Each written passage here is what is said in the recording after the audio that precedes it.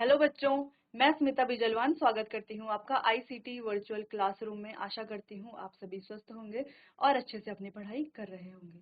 आज हम पढ़ने जा रहे हैं क्लास 7th साइंस का chapter acid base and salt, यानी कि अम्ल, क्षार और लवण। ये चैप्टर जैसे कि आप जानते हैं हम अपने प्रीवियस लेक्चर में स्टार्ट कर चुके थे।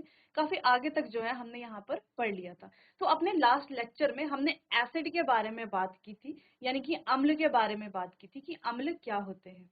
तो एक बार हम इस चीज को दोबारा से रिवाइज कर लेते हैं कि अम्ल क्या होते हैं।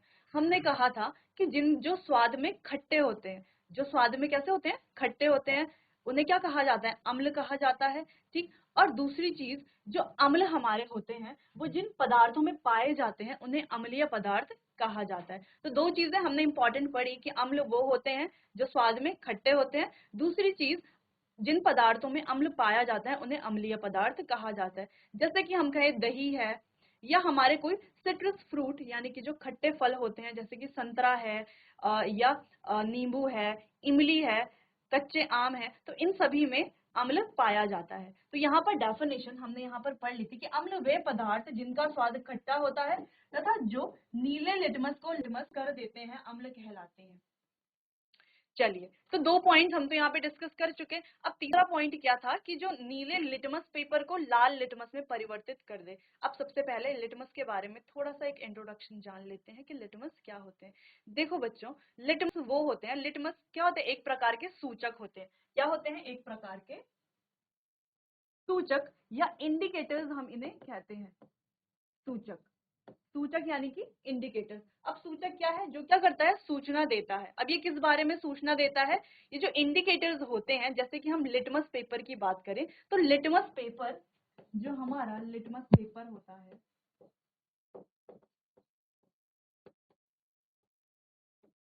वो क्या होता है, एक प्रकार का सूचक होता है। अब ये किस बारे में सूचना देता है, ये जो है हमारा कोई भी पदार्थ है उसकी प्रकृति के बारे में बताता है कि ये अम्लीय प्रकृति का है या क्षारीय प्रकृति का है या उदासीन प्रकृति का है। ठीक। तो वही लिटमस पेपर का, जब हम लिटमस पेपर के ऊपर डालते हैं, कोई भी लिटमस पेपर है उसके ऊपर जब हम एसिड डालते हैं, तो जो नीला लिटमस पेपर होता है, सबसे पहले ये आपको जान लेना है कि लिटमस पेपर दो प्रकार के होते हैं, एक लाल लिटमस पेपर और एक नीला लिटमस पेपर। ठीक। अगर नीले लिटमस पेपर के ऊपर हम क्या डालते हैं, अम्ल की कुछ बूंदे डालते हैं, जैसे कि हमने कहा कि हमने नींबू की कुछ बूंदे डाली, तो नींबू में क्या पाया जाता है, एसिड पाया जाता है। ठीक। तो उस एसिड को जब हम क्या डालते हैं, लिटमस पेपर के ऊपर डालते हैं, तो वो अपना रंग नीले से बदल करके लाल रंग में परिवर्तित कर देता है। ठीक। उसी प्रकार अगर हमारे पास लाल लिटमस पेपर है इस प्रकार से, और लाल लिटमस पेपर के ऊपर जब हम अम्ल की कुछ बूंदे डालते हैं, जैसे कि हम कह रहे हैं कोई खट्टा फल या दही, उसकी अगर हम कुछ बूंदे यहाँ पर डालते हैं, तो लाल लिटमस पेपर जो है अपना रंग परिवर्तित नहीं करता, लाल लिटमस पेपर लाल ही रहता है। चलिए, तो यहाँ पर एसिड के बारे में हमने यह पढ़ा कि एसिड जो होते हैं उनका स्वाद खट्टा होता है। दूसरी चीज, जिन पदार्थों में एसिड यानी कि अम्ल पाया जाता है उन्हें अम्लीय पदार्थ कहते हैं। तीसरी चीज, एसिड जो है वो नीले लिटमस को लाल लिटमस में परिवर्तित करते हैं। और एक इंपॉर्टेंट चीज जो हम हायर क्लासेस में पढ़ेंगे कि एसिड जो होते हैं वो H पॉजिटिव आयन देते हैं या H पॉजिटिव आयन उत्पन्न करते हैं। अब ये कैसे होता है, ये प्रोसेसेस जो है हम अपनी सीनियर क्लासेस में पढ़ेंगे, अभी के लिए हमें सिर्फ इतना ही पढ़ना है। चलिए, तो इसके बाद हमने दूसरी चीज कुछ एग्जांपल्स देखे थे, कुछ उदाहरण थे हमारे एसिड के जिनमें जो है एसिड पाया जाता है, जैसे कि अंगूर है, कच्चे आम है, आंवला है, इमली है यानी कि टैमरिंड, दही है, विनेगर, संतरे का रस, नींबू का रस, ये हमारी कुछ चीजें हैं जिनमें क्या पाया जाता है, विनेगर पाया जाता है। अब एक और इम्पॉर्टेंट चीज कि लिटमस जो हमारे सूचक होते हैं, इंडिकेटर्स होते हैं, इनका उपयोग हम क्यों कर रहे हैं, हम टेस्ट करके क्यों नहीं बता रहे। अगर हम कह रहे हैं कि जितने भी हमारे पास यहाँ पर ये सारे ही क्या दिए गए हैं, ये सारे हमारे पास एग्जांपल्स दिए गए हैं, इन सभी को तो हम टेस्ट कर सकते हैं। ठीक। तो इन सभी को तो हम टेस्ट करके बता सकते हैं कि ये स्वाद में क्या है, खट्टे हैं, तो ये सारे एसिड ही हैं। तो लिटमस पेपर की जरूरत क्यों पड़ी है, क्यों पड़ी है लिटमस पेपर की जरूरत। अगर हम सोचें तो हर एक चीज को, हर एक पदार्थ को हम टेस्ट नहीं कर सकते, हर चीज का हम स्वाद नहीं ले सकते। हो सकता है कुछ चीजें क्या हो, बहुत ज्यादा हानिकारक हो हमारी बॉडी के लिए। ठीक। तो हम जो है हर चीज को टेस्ट नहीं कर सकते, इसीलिए हम क्या करते हैं, लिटमस पेपर का उपयोग करते हैं उसमें जानने के लिए कि वो सब्सटेंस जो हमारा पदार्थ है वो एसिडिक है या एसिडिक नहीं है। ठीक, चलिए अब आगे बढ़ते हैं। यहाँ पर सेम यहाँ पर ये टेबल भी हम पढ़ चुके थे, इस टेबल को हमने अच्छे से डिस्कस कर लिया था। तो यहाँ पर कुछ हमारी ऐसी चीजें हैं, कुछ बहुत ही इंपॉर्टेंट चीजें हैं जिनमें क्या पाया जाता है, इस प्रकार का ऑर्गेनिक एसिड यानी कि जो हमारा प्राकृतिक एसिड होता है वो पाया जाता है। जैसे कि हम कह रहे हैं कि कर्ड है, कर्ड किससे बनता है, दूध से बनता है। दूध से कर्ड जब बनता है, दूध में कौन से बैक्टीरिया से बनता है, किस बैक्टीरिया की हेल्प से बनता है, लैक्टोबैसिलस बैक्टीरिया की हेल्प से बनता है। इसीलिए आपको याद करने में आसानी होगी, कर्ड में क्या होता है, लैक्टिक एसिड पाया जाता है।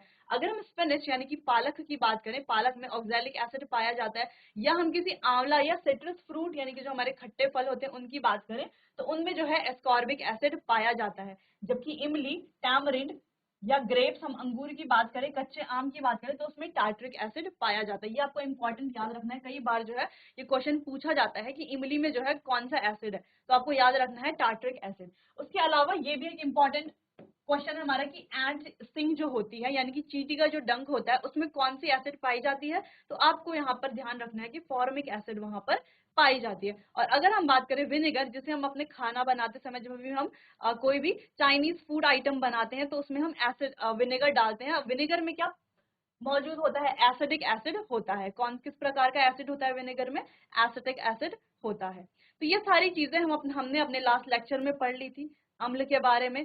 अब बारी है क्षारक। ठीक है, तो क्षारक जो हमारे क्षार होते हैं या क्षारक जिन्हें हम कहते हैं वो क्या होते हैं। अब जो क्षार होते हैं, जैसे हमने अम्ल के बारे में पढ़ा, तो अम्ल के बारे में हमने क्या पढ़ा कि इनका स्वाद क्या होता है, खट्टा होता है। वैसे ही जो क्षार होते हैं उनका स्वाद क्या होता है, कड़वा होता है।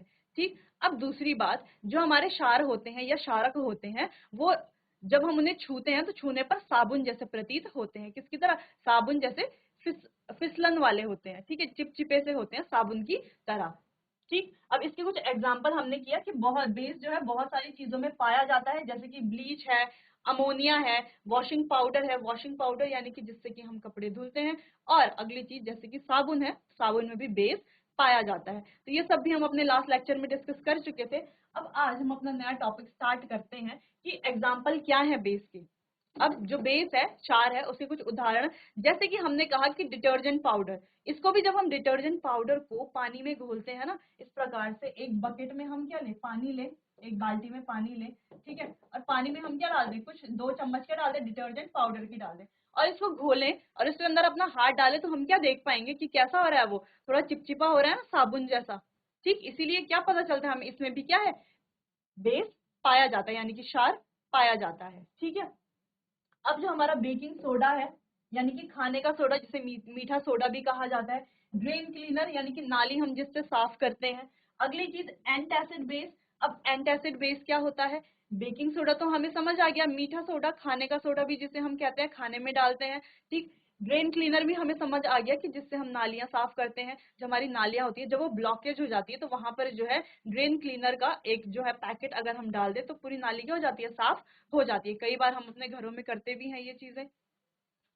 अब अगली चीज है एंटासिड बेस। अब एंटासिड बेस क्या होता है, जब भी हमारे शरीर में या हम कहें हमारे पेट में, मुख्यतः हमारे पेट में या स्टमक में एसिडिटी बढ़ जाती है ना, एसिडिटी होना यानी कि एसिड की मात्रा बढ़ जाती है, तब जो है हम ये एंटासिड बेस लेते हैं। एंटासिड बेस लेने से एसिड और बेस की मात्रा क्या हो जाती है, उदासीन हो जाती है। एसिड और बेस आपस में मिलकर के उदासीन हो जाते हैं और जो है एसिडिटी खत्म हो जाती है। ठीक, तो एंटासिड बेस। अगला हमारा अमोनिया सोप्स, जो भी हमारे साबुन होते हैं, हैंड डिश। ठीक, और अगली चीज हमारा लाइम वाटर यानी कि चूने का पानी। तो इन सभी चीजों में क्या पाया जाता है, बेस पाया जाता है यानी कि क्षार पाया जाता है। आगे बढ़ते हैं। आगे था हमारा कि कुछ बेस हैं जो कुछ चीजों में पाए जाते हैं, जैसे कि हमने कहा साबुन, साबुन में कौन सा बेस पाया जाता है, सोडियम हाइड्रोक्साइड। ठीक है, NaOH से भी हम इसे रिप्रेजेंट करते हैं। तो सोप यानी कि जो हमारे साबुन होते हैं, जो भी हमारे साबुन होते हैं, अगर कभी भी आपसे पूछा जाए कि साबुन में कौन सा बेस पाया जाता है, पहले तो आपसे पूछा जाए कि साबुन क्या है, एसिडिक है या बेसिक है, तो आप आराम से बता दोगे कि छूने में कैसे हैं, चिपचिपे हैं, साबुन जैसे ही हैं। तो क्या होगा, इनमें क्या पाया जाता है, बेस पाया जाता है। ठीक, अब दूसरी चीज अगर आपसे पूछा जाए कि सोप में जो है कौन सा बेस पाया जाता है, तो आप अच्छे से आराम से बता देंगे कि इसमें जो है सोडियम हाइड्रोक्साइड यानी कि NaOH बेस पाया जाता है। अब हम बात करें चूने का पानी यानी कि जो लाइम वाटर होता है उसमें कौन सा बेस, उसमें कैल्शियम हाइड्रोक्साइड पाया जाता है। अब हम विंडो की बात करें, विंडो क्लीनर जो होता है यानी कि जिससे हम अपनी खिड़कियां साफ करते हैं, यानी कि कांच के जो भी ग्लासेस होते हैं वो जो हम जब हम जिस चीज से साफ करते हैं, ठीक है, वो किससे बनती है, अमोनियम हाइड्रोक्साइड से बनती है। उसमें क्या पाया जाता है, अमोनियम हाइड्रोक्साइड पाया जाता है। अगली चीज है milk of magnesia, milk of magnesia में मैग्नीशियम हाइड्रोक्साइड पाया जाता है। तो ये बहुत इंपॉर्टेंट चीज है, यहाँ पर आपको ये ध्यान देना है कि साबुन जो है उसमें कौन सा बेस पाया जाता है, चूने के पानी में कौन सा बेस पाया जाता है, जो हमारे विंडो क्लीनर यानी कि खिड़की साफ करने वाले जो हमारे प्रोडक्ट होते हैं उनमें कौन सा बेस पाया जाता है। तो ये आपको अच्छे से ध्यान रखना है, ठीक है। चलिए अब आगे बढ़ते हैं न्यूट्रल सब्सटेंसेस की तरफ। अब न्यूट्रल सब्सटेंस क्या होते हैं, अभी तक हमने कहा कुछ तो हमारे अम्लीय होते हैं, ठीक, और कुछ हमारे क्षारीय होते हैं, कुछ एसिडिक होते हैं, कुछ बेसिक होते हैं, ठीक। अब ये न्यूट्रल क्या होते हैं, न्यूट्रल पदार्थ क्या होते हैं, यानी कि उदासीन पदार्थ, न्यूट्रल यानी कि उदासीन।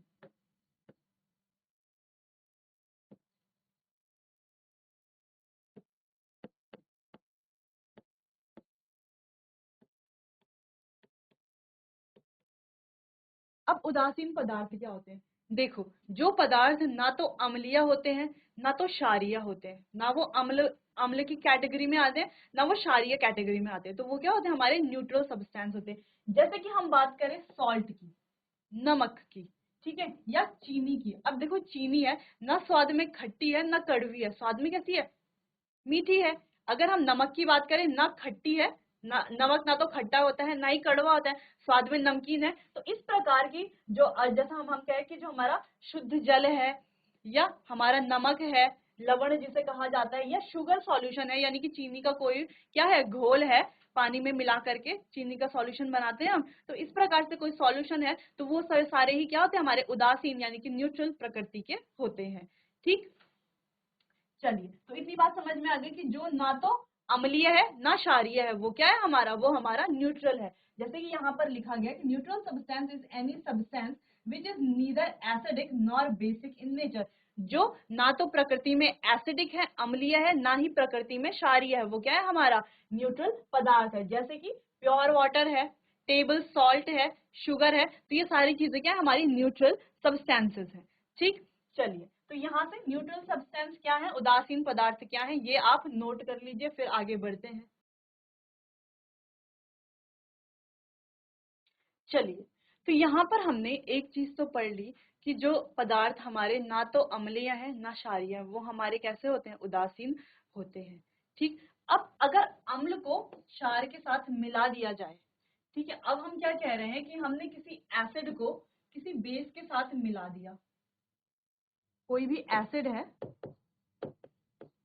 उसको बेस के साथ मिला दिया, अम्ल को क्षार के साथ मिला दिया, तो क्या बनेगा, क्या होगा, कैसी रिएक्शन होगी, क्या रिएक्शन हो पाएगी। कोई भी अम्ल हम ले लें और कोई भी क्षार हम ले लें, तो उनको जब दोनों को हम साथ में मिलाएंगे तो क्या बनता है, देखो जब किसी अम्ल को और क्षार को हम मिलाते हैं तो वहां पर क्या होता है,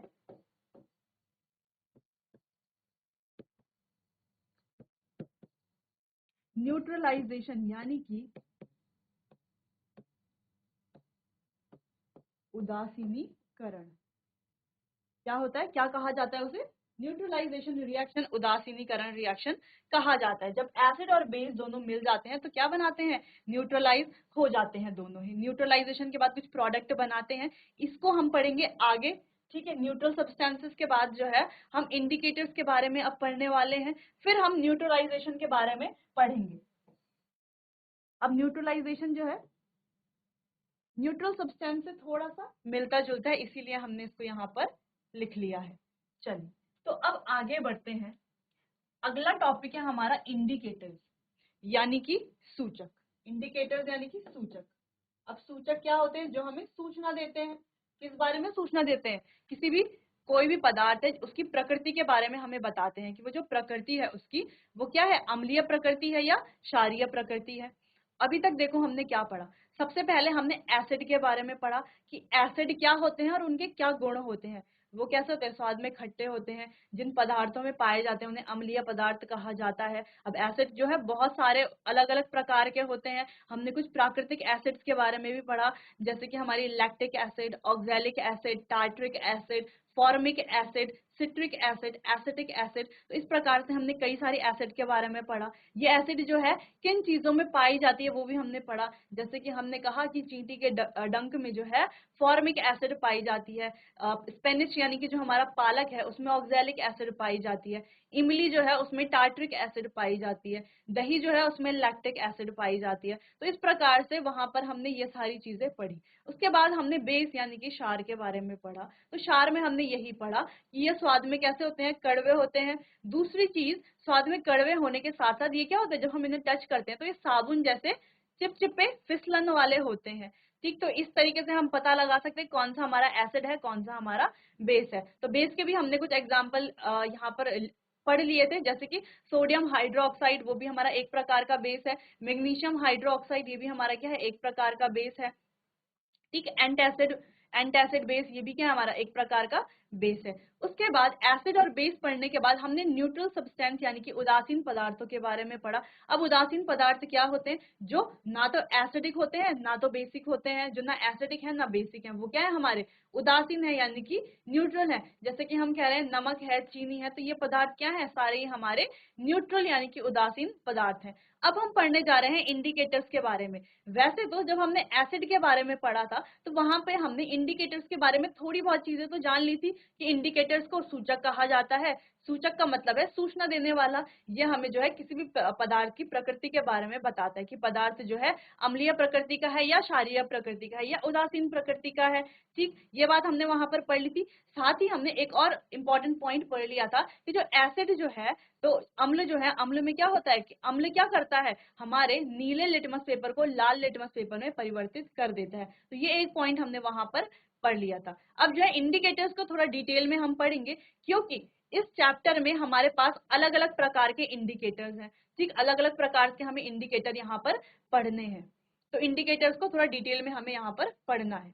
चलिए, तो सबसे पहले इंडिकेटर, सूचक जो है क्यों बनाए गए, क्यों इनका निर्माण हुआ, क्यों ये बनाए गए, क्यों हम इसको इतना ज्यादा उपयोग करते हैं, क्यों करते हैं उपयोग इतना ज्यादा। अब सबसे पहले जैसे कि हम जानते हैं कि इंडिकेटर्स यानी कि सूचक अभी हमें सूचना देता है, बताता है कि सब जो हमारा पदार्थ है उसकी प्रकृति क्या है, उसका नेचर क्या है, क्या वो अम्लीय प्रकृति है, क्या वो बेसिक प्रकृति का है, या वो उदासीन प्रकृति का है, इस बारे में बताता है। अब ये कैसे बताएगा, देखो हर चीज को हम टेस्ट तो नहीं कर सकते। जैसे कि हमने कहा दही है या इमली है या नींबू है, इनको तो हम टेस्ट कर सकते हैं, लेकिन कुछ बहुत ज्यादा जो खतरनाक चीजें होती हैं उनको तो हम, हर चीज को तो हम टेस्ट नहीं कर सकते। ठीक, जब हम हर चीज को टेस्ट नहीं कर सकते तो हम उसकी प्रकृति कैसे बता सकते हैं। अगर मैंने कहा यहाँ पर मेरे पास कुछ ए कुछ पदार्थ है और बी कुछ पदार्थ है और सी कुछ पदार्थ है।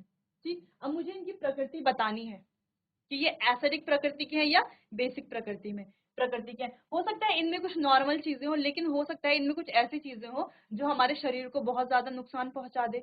ठीक, तो ये पॉसिबल नहीं है हर बार कि हम इन सारी चीजों को टेस्ट करें, इन सब चीजों का स्वाद बता करके बताएं कि इसका स्वाद खट्टा है, ये एसिड है, इसका स्वाद कड़वा है, ये बेस है। इस तरीके से तो नहीं हो सकता हर बार। इसीलिए जो है हमारे पास क्या होते हैं, सूचक होते हैं। सूचक हमें क्या करते हैं, सूचक हमें इंडिकेट करते हैं यानी कि सूचना देते हैं, बताते हैं कि पदार्थ की प्रकृति क्या है। कैसे बताते हैं, कोई भी हमारे पास सूचक दो प्रकार के हैं। अगर हम लिटमस की बात कर रहे हैं तो इस प्रकार से हमारे पास लाल लिटमस की एक पेपर की स्ट्रिप होती है और इस प्रकार से नीले लिटमस की एक पेपर की स्ट्रिप होती है।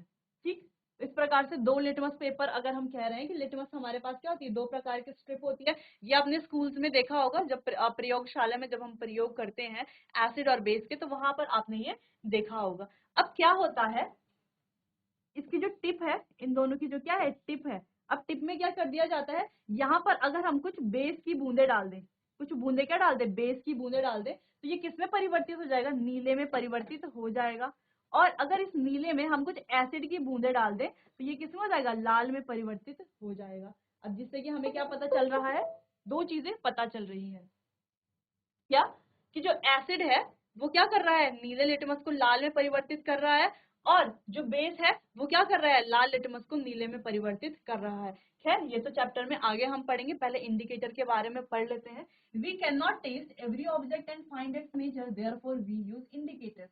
यानी कि हम हर ऑब्जेक्ट को, हर पदार्थ को, हर वस्तु को टेस्ट तो नहीं कर सकते, इसीलिए जो है उसकी प्रकृति जानने के लिए हम हर पदार्थ को टेस्ट तो नहीं कर सकते, इसीलिए जो है हम क्या बनाते हैं, क्या यूज करते हैं, क्या उपयोग करते हैं, इंडिकेटर्स का उपयोग करते हैं।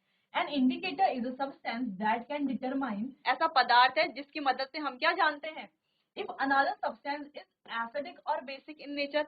अब ये जो इंडिकेटर है इसकी मदद से हम क्या जानते हैं कि जो पदार्थ हमारे पास है उसका नेचर क्या है, उसकी प्रकृति क्या है, क्या वो अम्लीय प्रकृति का है या वो क्षारीय प्रकृति का है। ठीक, दो चीजें हम जानते हैं। अब आगे, the indicator indicate the presence of an acid और base in a substance by changing their colour.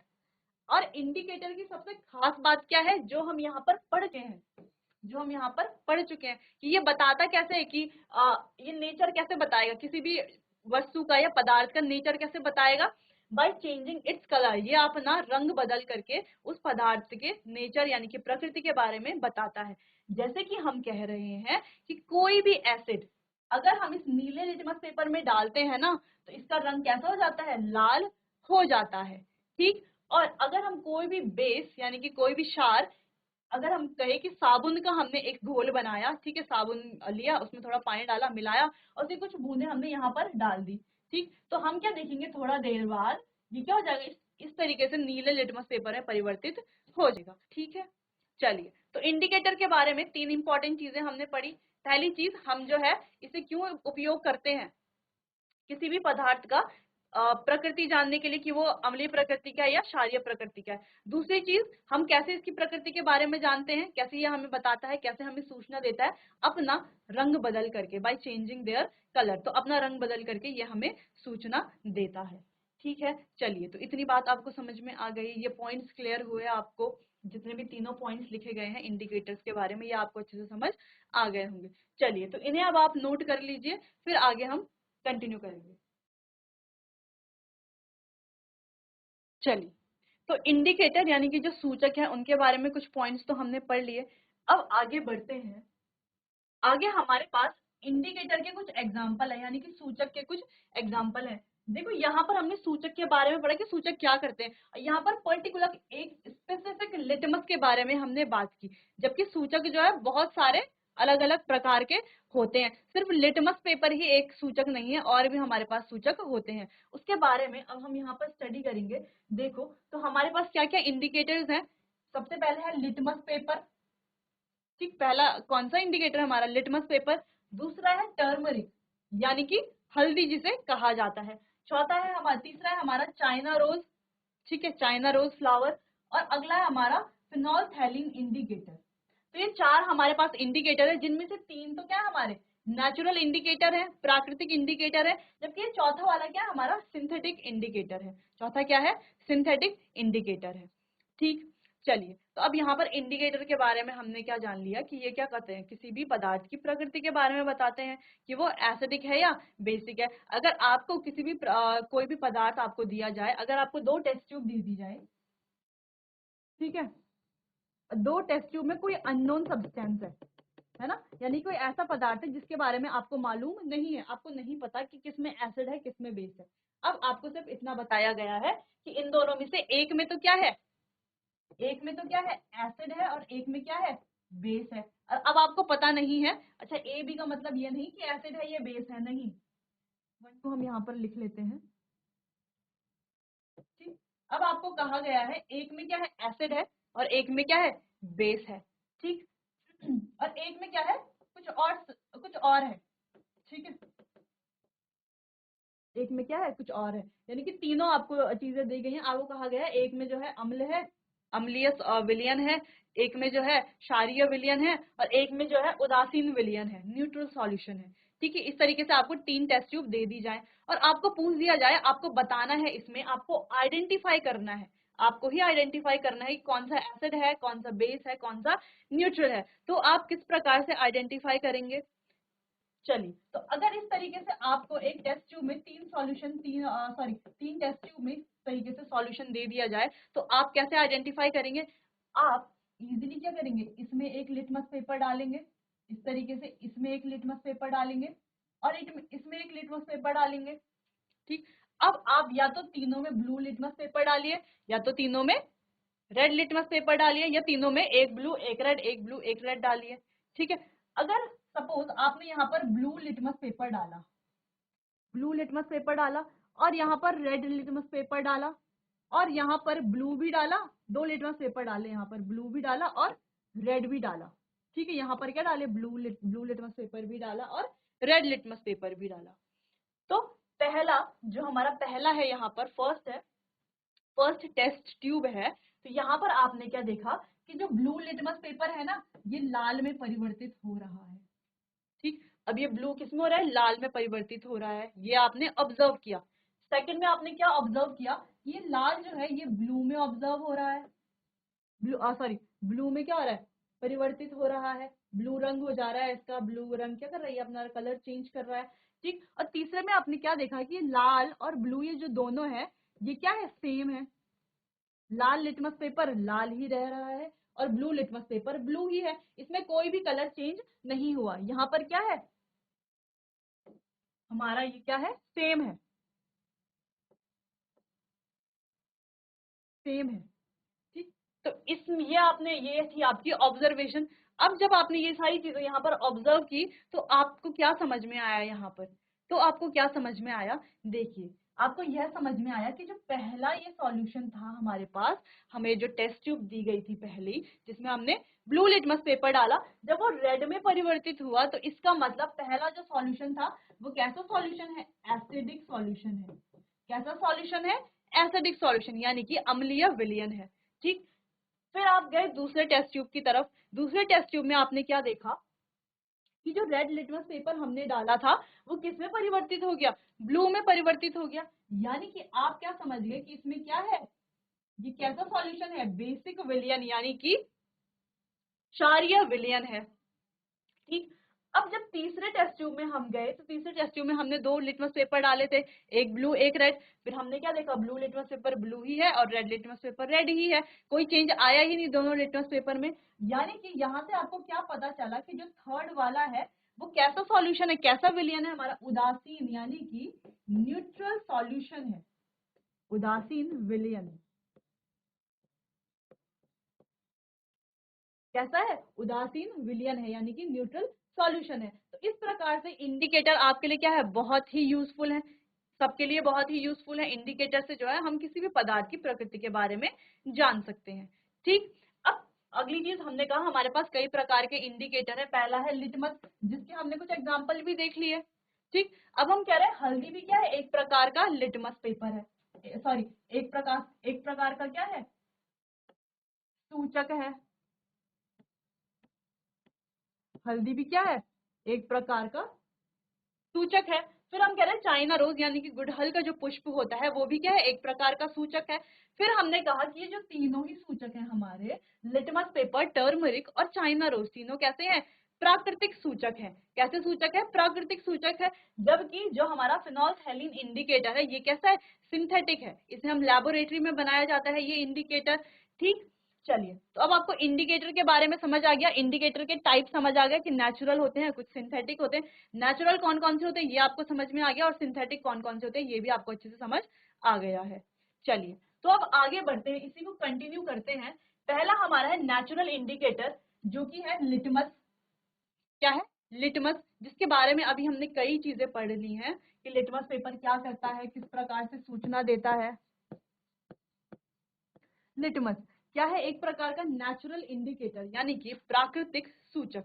It is extracted from lichen, तो ये जो है लाइकेन द्वारा एक्सट्रैक्ट किया जाता है, निष्कर्षण इसका जो है लाइकेन से किया जाता है। It has purple colour in distilled water, और डिस्टिल्ड वाटर में ये कैसा रंग देता है, पर्पल कलर देता है। कैसा कलर देता है, पर्पल कलर देता है। तो अगर हम लिटमस पेपर देखिए नॉर्मली तो वो हल्का ना पर्पलिश कलर का होता है। लिटमस पेपर जो होता है, जो हम अभी कह रहे थे रेड लिटमस, ब्लू लिटमस, तो होता कैसा है लिटमस कलर, लिटमस जो पेपर होता है, अगर इस प्रकार से हम कह रहे हैं लिटमस पेपर है तो वो कैसे रंग का है, वो हल्का पर्पलिश रंग का होता है। ठीक है, पर्पल कलर का होता है। When added to an acidic solution, तो इसे जब किसी अम्लीय विलयन में डाला जाता है तो ये लाल हो जाता है, और क्षारीय विलयन में जाता है तो ये नीला हो जाता है। ये हम पढ़ चुके कि जब किसी अम्लीय विलयन में जाता है तो ये क्या होता है, सॉरी, ये क्या होता है, रेड कलर का हो जाता है, और जब किसी बेसिक सॉल्यूशन में जाता है तो ये कैसा हो जाता है, ब्लू कलर का हो जाता है। ठीक, अब generally it is available as red and blue litmus paper. अगर हम जनरली देखें तो हमारे पास दो तरह के लिटमस पेपर होते हैं, एक लाल लिटमस पेपर और एक नीला लिटमस पेपर। और जनरली हमने क्या कहा, इसका कलर क्या होता है, हल्का पर्पलिश होता है। कैसा होता है, हल्का पर्पल कलर का ये होता है। अब लिटमस पेपर को आगे कंटिन्यू करेंगे हम अपने आने वाले अगले सेशन में। वहां पर हम लिटमस पेपर नेचुरल इंडिकेटर के बारे में पढ़ेंगे, ये किस प्रकार सूचना देता है उसके बारे में पढ़ेंगे। हल्दी के बारे में पढ़ेंगे, हल्दी कैसे जो है एक नेचुरल इंडिकेटर की तरह काम करती है, कैसे हमें एसिडिक और बेसिक पदार्थों के बीच में बताती है, सूचना देती है कौन सा एसिडिक है कौन सा बेसिक है। ये हम कंटिन्यू करेंगे अपने आने वाले अगले सेशन में। तब तक के लिए आप अच्छे से पढ़ते रहिए और आपका बहुत बहुत धन्यवाद।